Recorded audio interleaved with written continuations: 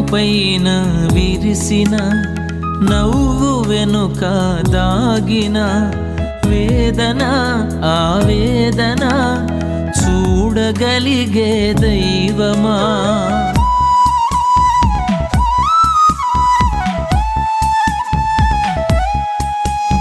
ముఖము పైన విరిసిన నవ్వు వెనుక దాగిన వేదన ఆవేదన చూడగలిగే దైవమా. బాధలలో బాసటగా నిలిచిన వాక్య దర్శనమా. బాధలలో బాసటగా నిలిచిన వాక్య దర్శనమా. సత్యమా నిత్యమా నా యేసుని స్వరమా. జీవ సుస్వరమా.